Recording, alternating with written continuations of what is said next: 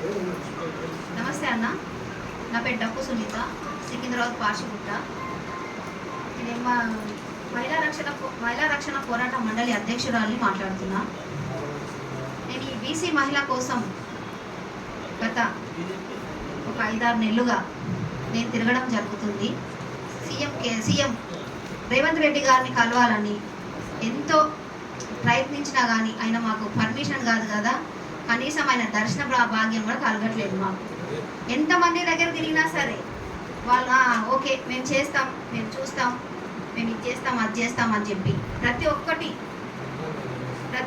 కూడా మేము అన్నీ ఉన్నాయి మా తాన. ప్రతి ఒక్క ఎవిడెన్స్ ఉన్నాయి. ప్రతి ఒక్కటి మేము జిరాక్స్ కాపీ ఆయన ఇవ్వడం జరిగింది.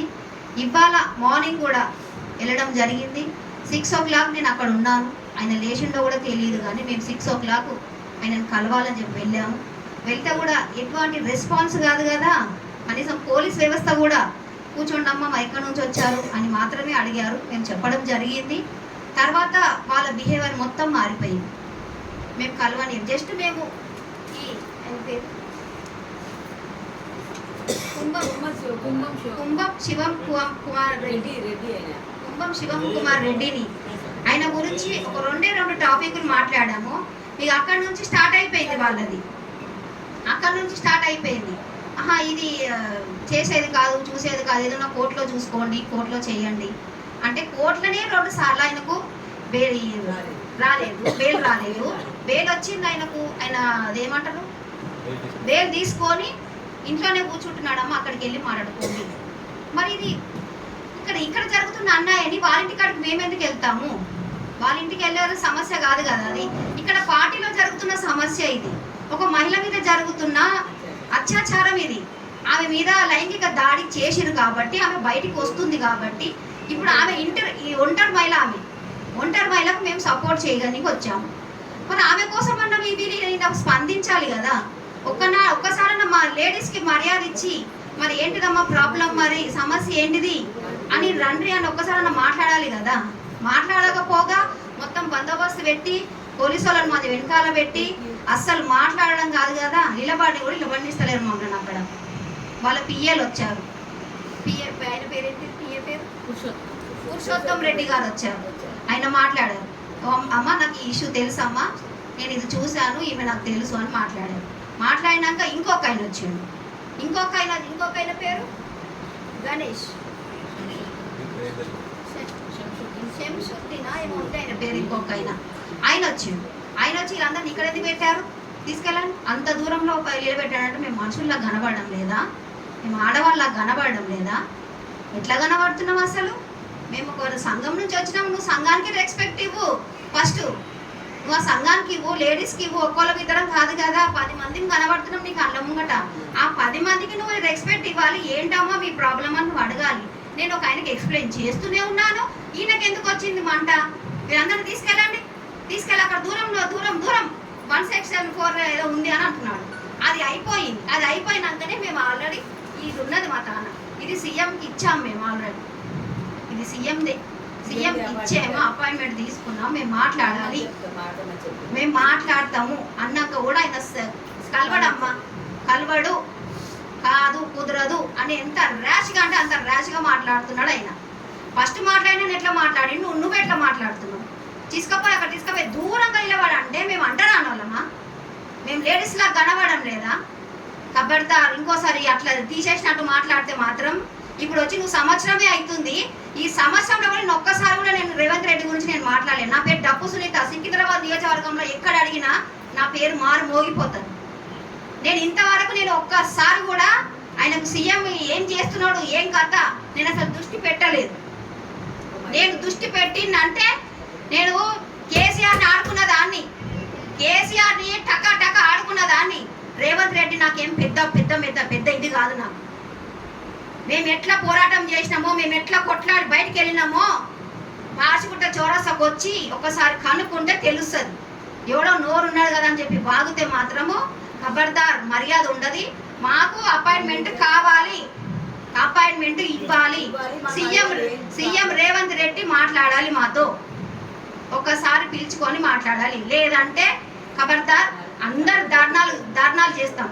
రేపు అసెంబ్లీ ఉంది నీకు, అసెంబ్లీ కాడ కూడా కూర్చుంటాం, మీడియా త్రూ కూర్చుంటాం. మమ్మల్ని రెచ్చగొట్టొద్దు. కుంభం శివం కుమార్ రెడ్డిని మాత్రం సస్పెండ్ చెయ్యాలి. ఇది మా డిమాండ్, మా మహిళల డిమాండ్. ఇది ఒక అమ్మాయికి రక్షణ లేదు, ఒక బీసీ మహిళకి రక్షణ లేదు.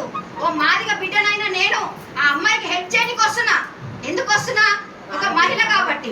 ఇంతమంది వచ్చినాం, ఇంతమందికి సపోర్ట్ చేస్తున్నాము. ఎవరు లేరని అనుకుంటున్నారేమో, నేను ఖచ్చితంగా అమ్మాయికి సపోర్ట్ చేస్తాను. ఇప్పుడు 10 మందితోటే వచ్చాను, నేను 10 మందిమే వచ్చాము. మాకు సంఘాలు దిగినాయి అంటే మాత్రం ఇది చాలా రచ్చ అవుతుంది. ఖబర్దార్. చూడు రేవంత్ అన్న, నేను అన్ననే అనే మాట్లాడుతున్నా. గత సీఎం ని మాత్రం నేను ఇట్లా కూడా పిలిచింది లేదు, నా నోటితో ఇలా అని పిలిచింది లేదు. మిమ్మల్ని మర్యాద పూర్వకంగా రేవంత్ అన్న అని మాట్లాడుతున్నాను. మాకు మాత్రం మీరు ఆ పిల్లకు, ఆ బీసీ పిల్లకి న్యాయం చెయ్యాలి. మేము మాదిగ సంఘాలము, మేమందరం వచ్చి ఆ పిల్లకు సపోర్ట్ చేస్తున్నాము. మీరు ఖచ్చితంగా సపోర్ట్ చేయాలి, మాకు అపాయింట్మెంట్ ఇవ్వాలి. మాతో ఒక 10-15 నిమిషాలు మీరు మాట్లాడాలి. అతన్ని మాత్రం సస్పెండ్ చెయ్యాలి. ఈ లైంగిక దాడులు మీ పార్టీలే జరుగుతున్నాయి, మీరు ఎందుకు స్పందిస్తలేరు? ఈ విషయమే కదా మాట్లాడడానికి వచ్చినాము. ఒకవేళ ఇది బయటకి తెలిస్తే ఎంత రచ్చ అవుతుంది? అవుతుందా లేదా? అవుతుందా లేదా? రచ్చ అవుతుంది. నేను అందుకనే ఇవన్నీ బయటికి తీసుకురావద్దని నేను మీ ఇంటి దాకా వచ్చాను. పర్సనల్గా కలిసి మాట్లాడి ఇది ఒక కులికి తీసుకురావాలి. ఎందుకు ఇప్పుడిప్పుడే ప్రభుత్వము ప్రజల్లోకి వస్తుంది, ఎందుకు ఈ ప్రభుత్వం మీద దుమ్మెత్తిపోయాలి? ఒక ఆడపిల్ల కోసము ప్రత్యేకంగా మాట్లాడుకుంటే అయిపోతుంది అని నేను ఒక ఉద్దేశంతో వచ్చాను. ఆడపిల్లలు అంటే అన్నకు రెస్పెక్ట్ ఉందని చెప్పారు. ఇప్పుడు నేను లైవ్ లో చూశాను. ఏం రెస్పెక్ట్ ఇచ్చారు సార్ మీరు?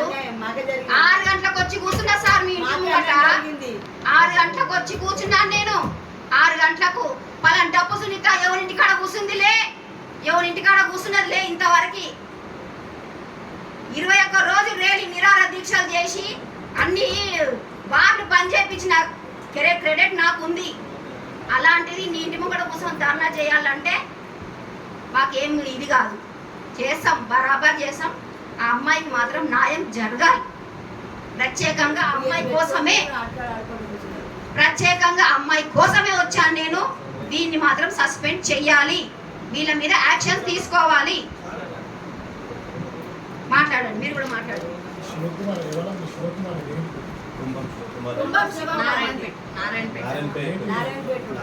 డిసిసి ఇన్ఛార్జ్ ఉండే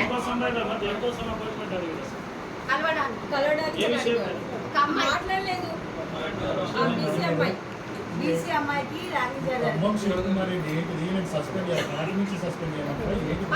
పార్టీ నుంచే సస్పెండ్ చేయాలి. పార్టీ నుంచి డిసిసి ఇన్ఛార్జ్ గా తీసేశారు, పార్టీ నుంచి తీయట్లేదు. తన కాన్స్టిట్యూషన్ లో ఒక ఎమ్మెల్యే పోస్ట్ పోతుంది అనే ఉద్దేశంతో ఇప్పుడు వాళ్ళ కుటుంబం వాళ్ళకే 4 పోస్టులు. కోడలేమో ఎమ్మెల్యే పర్ణికారెడ్డి, తర్వాత వచ్చేసి చెల్లెలు ఆమె ఇది ఆయుష్ మేనేజింగ్ డైరెక్టర్. ఓకే, ఈ తర్వాత ఈయన మహేష్ గౌడ్ దగ్గరికి వెళ్తే ఆయన కూడా ఏం పట్టించుకోండి. బీసీసీ ఇన్ఛార్జ్ ఆయన కూడా ఆయన కుంభం శివకుమార్ రెడ్డి తోటే కలిసి ఉంటారు. అంటే ఎందుకోసం ఇట్లా? తర్వాత ఇక పురుషోత్తం రెడ్డి అంటే ఆయన దగ్గరికి వెళ్తే కూడా ఆయన కూడా ఎట్లాంటి రెస్పాన్స్ అవ్వకుండా అక్కడ ఆయనకు చెప్పకుండా మీరు ఏం చేసుకుంటారో చేసుకోండి. ఆమె మీద లైంగిక దాడి జరిగింది. బీసీ మహిళ ఆమె కూడా ఆ పార్టీలో ఒక మెంబర్. నారాయణపేట ఆల్రెడీ ఇది ఇష్యూ అయ్యింది 2 సార్లు. ఆయనకి బెయిల్ కూడా ఆయనకి డిస్మిస్ చేసిండ్రు, రద్దు చేసిండ్రు. అయినా ఇంత యథేచ్ఛగా తిరుగుతున్నాడంటే రేవంత్ రెడ్డి గారు ఏమనుకుంటున్నారు అంటే మహిళలకి ఇక్కడ, నేను ఒక బీసీ మహిళగా అడుగుతున్నా, బీసీలకి ఇక్కడ మహిళలకి రక్షణ లేదా? అసలు మహిళలకి రక్షణ లేదా? ఎందుకోసము? మీ ఒక హాస్పిటల్లో ఒక అమ్మాయి వచ్చి రేవంత్ అన్న అనగానే పోయి ఆమెకు సాయం చేసినాం, ఓకే బాగానే ఉంది. కుమారి ఆంటీ రోడ్ మీద ఆమెకి ట్రాఫిక్ జామ్ అవుతుందంటే ఆమెకు కూడా హెల్ప్